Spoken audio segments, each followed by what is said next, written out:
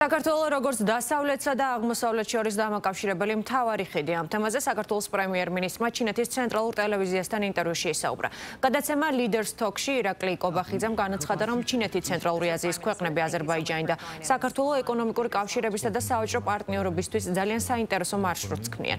როგორც პრემიერმა აღნიშნა, საქართველოს მთავრობამ ახლახან დაიწყო მუშაობა ყოვლისმომცველი 10 წლიანი განვითარების სტრატეგიის შემუშავებაზე და იწიგნება მაღალი ხარისხის გზამკვლევი საქართველოს განვითარებისთვის.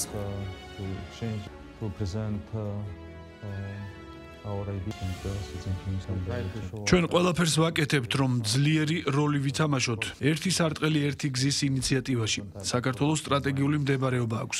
ისტორიულად საქართველოს დასავლეთს და აღმოსავლეთს, ევროპას და აზიას შორის დამაკავშირებელ რგოლს წარმოადგენდა და ამ კონტექსტში, რა თქმა უნდა, ჩვენ გსურს გავაძლიეროთ ჩვენი როგორც დასავლეთსა და აღმოსავლეთს შორის დამაკავშირებელი ქვეყნის როლი. ასევე ამ კონტექსტში ერთი სარტყელი ერთი გზის ინიციატივაში ჩვენი მონაწილეობა ჩვენთვის ძალიან პერსპექტიულია. ჩვენ გსურს რაც შეიძლება მეტად აღვადგინოთ ჩვენი სატრანზიტო ფუნქცია და ამისთვის დიდ ინვესტიციებს ვდებთ.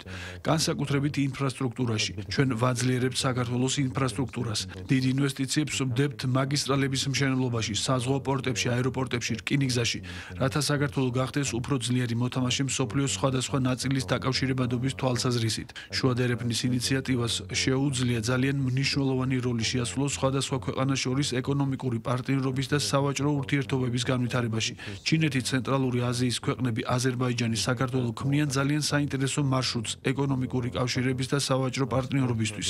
სწორედ ამიტომ ჩვენ შუა დერეფნის, ტრანსკასპიური დერეფნის გაძლიერების იდეის ერთგული ვრჩებით. საქართველო კი ჩვენს გარშემო არსებული ყველა ქვეყნისთვის საიმედო პარტნიორია.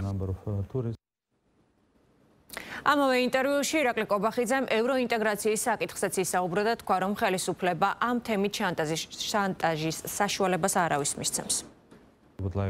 კანდიდატის სტატუსის საბოლოოდ მიღებას წელიწად ნახევარი დასჭირდა. ჩვენ ამისთვის ბრძოლა მოგვიწია. ასევე ეს კანდიდატის სტატუსი შანტაჟისთვის გამოიყენეს. მოგვიანებით მათ ჩვენი შანტაჟი ევროკავშირთან გაწევრიანების მოლაპარაკებების გახსნის საკითხით დაიწყეს, რაც არ არის კარგი, რადგან საბოლოოდ ამან არეულობების შექმნა საქართველოშიც. რა თქმა უნდა, ჩვენ კვლავ გვაქვს მიზანი გავხდეთ ევროკავშირის სრულუფლებიანი წევრი, მაგრამ ჩვენ გსურს ამ გზის გაგრძელება მხოლოდ წესების და სამართლიანობის პრინციპის შესაბამისად. ეს არის ჩვენი ზოგადი მიდგომა.